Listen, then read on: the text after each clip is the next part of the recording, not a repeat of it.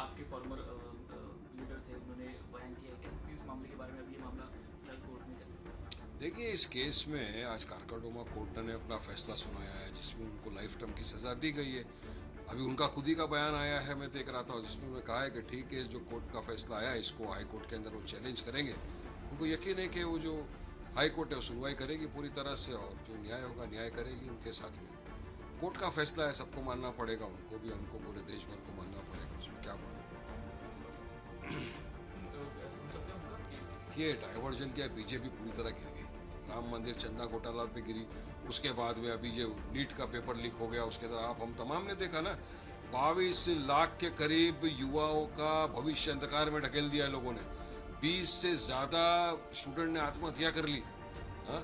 अभी प्रोटेस्ट कर रहा था स्टूडेंट, पीसफुल प्रोटेस्ट, संवैधानिक तरीके से, संविधान ने अधिकार दिया है। उन प्रोटेस्टर के ऊपर तो आपने लाठी बरसा दी। हमारी महिलाओं को, बच्चियों के ऊपर आप जो जेंसी की थी उनको लाठी मारी है आपने, पैलेट गन का इस्तेमाल कर दिया, अरे AK-47 का इस्तेमाल कर दिया आपने। अब जनता सवाल करेगी किसके इशारे पे ये सब हुआ, आप जवाब नहीं दे रहे हो, आप भाग रहे हो।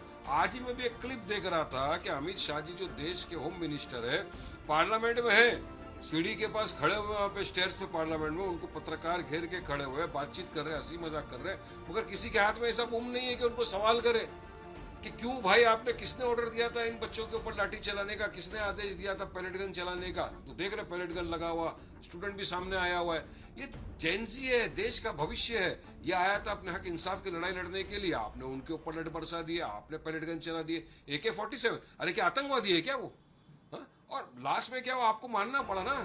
अब आप बोले अपने बिल लेके आ गए, बिल लाने से, बिल पास करने से उन छात्रों की जानें वापस नहीं आ जाएगी जिनकी जान चले गई है आपकी वजह से, नीट पेपर लीक की वजह से। और इस्तीफा दिया धर्मेंद्र प्रधान, इस्तीफा देकर तो ऐसा पार्लियामेंट में पहले दिन एंट्री मारे जैसा बहुत बड़ी जंग जीत के आ रहे कोई, इस तरह तो उनका स्वागत किया जा रहा है। अब क्या मैसेज दे रहे देश में? तो तमाम जो सवाल है, ये विपक्ष आपसे जवाब मांग रहा है, देश की जनता आपसे जवाब मांग रही है, और आप उस कुर्सी में बैठे हो तो आपको जवाब देना चाहिए सदन में आके। आप जवाब से भी भागोगे तो ये तो डेमोक्रेसी के अंदर सही है ना? सही नहीं है, संविधान के लिए सही नहीं है। जवाब दीजिए आप।